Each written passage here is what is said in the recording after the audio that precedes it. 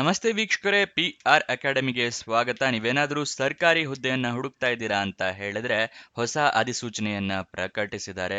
ಇದು ಯಾವ ಹುದ್ದೆ, ಹೇಗೆ ಅರ್ಜಿ ಹಾಕೋಬೇಕು ಎಲ್ಲದನ್ನು ತಿಳಿಸ್ಕೊಡ್ತೀನಿ. ಅದಕ್ಕಿಂತ ಮುಂಚೆ ನಮ್ಮ ಚಾನಲ್ ಇನ್ನು ಸಬ್ಸ್ಕ್ರೈಬ್ ಆಗಿಲ್ಲ ಅಂತ ಹೇಳಿದ್ರೆ ಇವಾಗಲೇ ಸಬ್ಸ್ಕ್ರೈಬ್ ಆಗಿ, ಹಾಗೆ ಅದರ ಪಕ್ಕದಲ್ಲಿರೋ ಬೆಲ್ ಐಕನ್ನ ಕೂಡ ಪ್ರೆಸ್ ಮಾಡಿ. ಇವಾಗ ವಿಡಿಯೋನ ಶುರು ಮಾಡೋಣ. HAL ಅಂತ ಹೇಳಿದ್ರೆ ಹಿಂದೂಸ್ತಾನ್ ಏರೋನಾಟಿಕ್ಸ್ ಲಿಮಿಟೆಡ್ನವರು ಹುದ್ದೆಗಳಿಗೆ ಅರ್ಜಿಯನ್ನ ಕರೆದಿದ್ದಾರೆ. ವಿಸಿಟಿಂಗ್ ಕನ್ಸಲ್ಟೆಂಟ್ ಮತ್ತೆ ಡಯಟಿಷಿಯನ್ ಹುದ್ದೆ ಇದಾಗಿದೆ.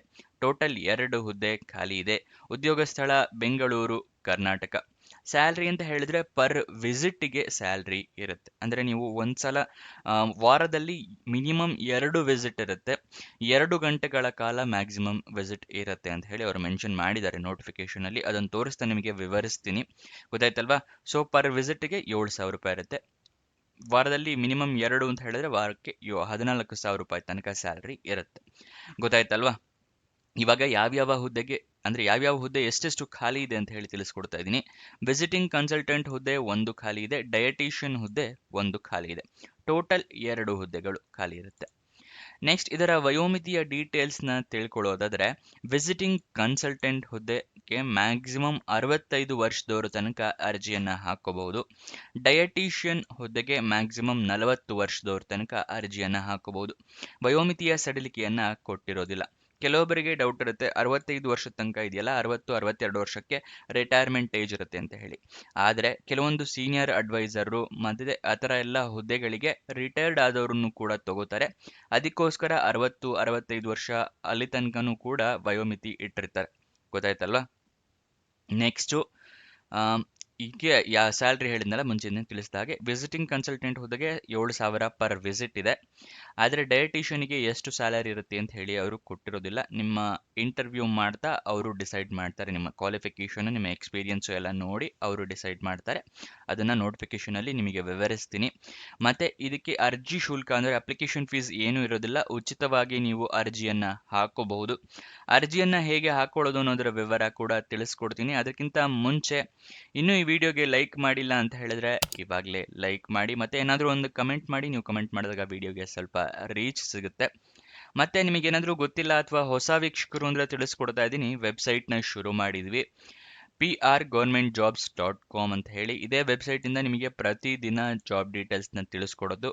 ಸ್ಪೆಲ್ ಮಾಡ್ತೀನಿ ಬೇಕು ಅಂತ ಹೇಳಿದ್ರೆ prgovtjobs.com. ಇದರ ಲಿಂಕ್ ನಿಮಗೆ ಡಿಸ್ಕ್ರಿಪ್ಷನ್ ಮತ್ತೆ ಕಮೆಂಟ್ ಬಾಕ್ಸ್ನಲ್ಲಿದೆ. ಅದರಲ್ಲಿ 1ನೇ ಲಿಂಕನ್ನು ಕ್ಲಿಕ್ ಮಾಡಿದ್ರೆ ಈ ಪೇಜ್ ಓಪನ್ ಆಗುತ್ತೆ. ಇಲ್ಲಿ Karnataka government jobs, central government, 10th pass, 12th pass, degree jobs ಇದೆ. ನಿಮಗೆ ಯಾವ್ದು ಸೂಟಬಲ್ ಅನ್ಸುತ್ತೆ ಅದನ್ನು ಕ್ಲಿಕ್ ಮಾಡಿ ಅಪ್ಲೈ ಮಾಡ್ಕೊಳ್ಳಿ. ಕನ್ನಡದಲ್ಲೂ ಕೂಡ ಕೆಳಗಡೆ ಬಂದರೆ ಕನ್ನಡದಲ್ಲೂ ಕೂಡ ಬಟನ್ನ ಕೊಟ್ಟಿದ್ದೀವಿ.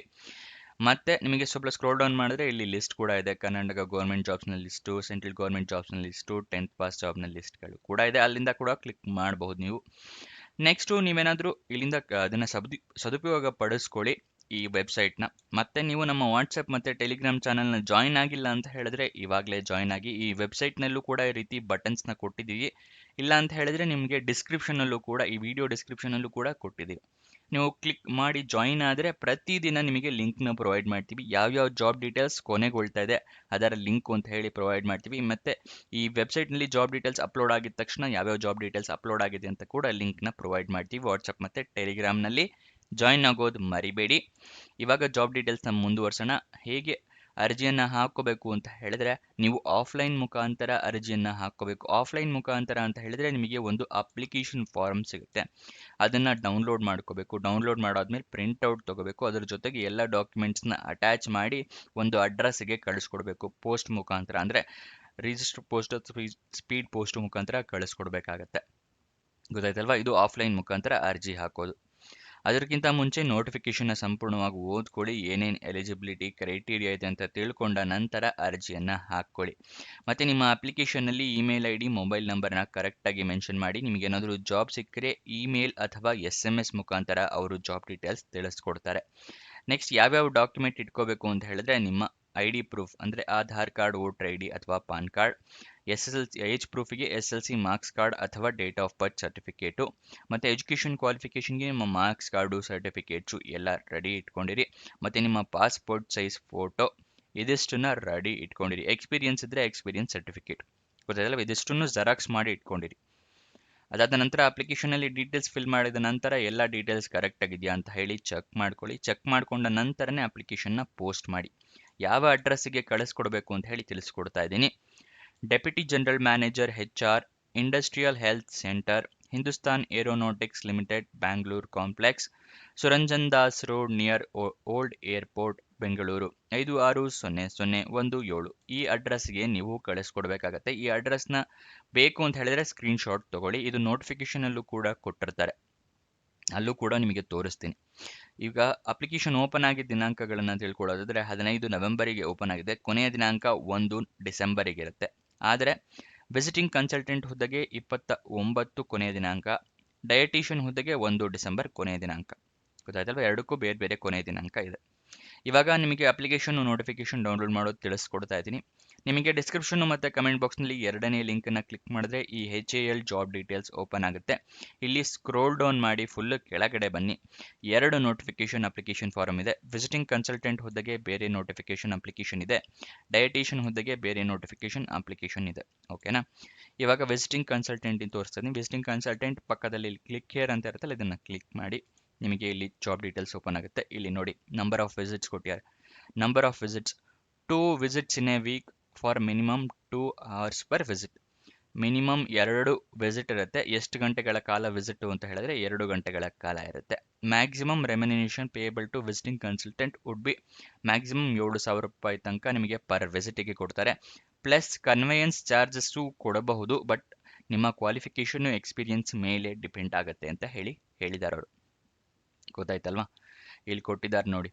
ಎಬೋ ಕ್ರೈಟೀರಿಯಾ ಅಂದರೆ ಎಷ್ಟು ದಿನಾಂಕದ ಒಳಗೆ 29 ನವೆಂಬರ್ ಒಳಗಡೆ ನೀವು ಅರ್ಜಿಯನ್ನು ತಲುಪುತ್ತಾರೆ. ಅದೇ ಮುಂಚೆ ತಿಳಿಸ್ಕೊಟ್ನಲ್ಲ, ಅದೇ ಅಡ್ರೆಸ್ ಇಲ್ಲೂ ಕೂಡ ಕೊಟ್ಟಿದ್ದಾರೆ.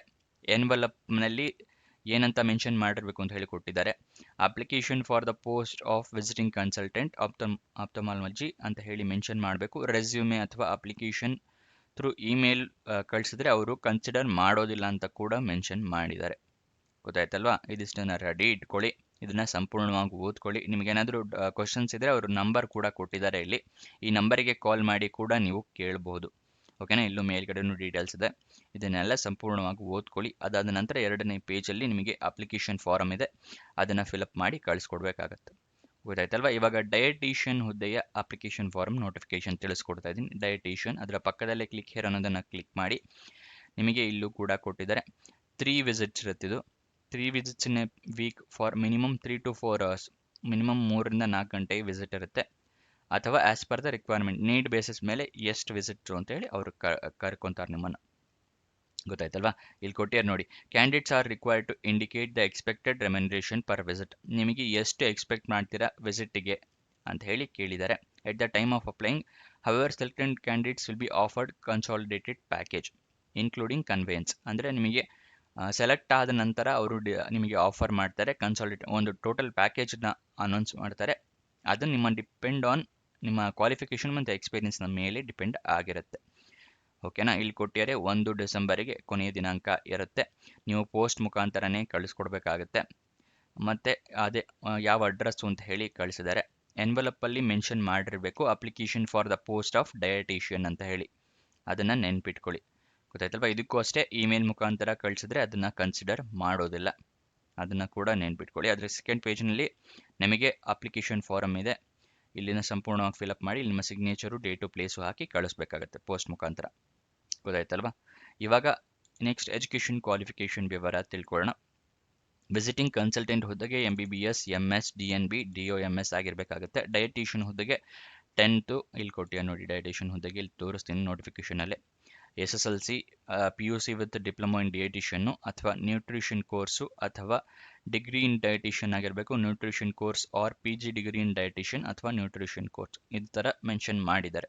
ಒಂದ್ಸಲ ಓದ್ಕೊಳ್ಳಿ. ಮತ್ತು ಡೌಟ್ಸ್ ಇದ್ದರೆ ಇಲ್ಲಿ ನಂಬರ್ ಕೊಟ್ಟಿದ್ದಾರೆ, ಆ ನಂಬರಿಗೆ ಕಾಲ್ ಮಾಡಿ ಕೇಳ್ಕೋಬಹುದು ನಿಮ್ಮ ಡೌಟ್ಸ್ನ. ಇದಿಷ್ಟು ಈ ಜಾಬ್ನ ವಿವರ. ನಿಮಗೆ ಏನೇ ಡೌಟ್ಸ್ ಇದ್ದರೂ ಕಮೆಂಟ್ ಬಾಕ್ಸ್ನಲ್ಲಿ ತಿಳಿಸಿ. ಇನ್ನೊಂದು ಜಾಬ್ ವಿಡಿಯೋ ಜೊತೆ ಸಿಗೋಣ. ಬಾಯ್ ಬಾಯ್.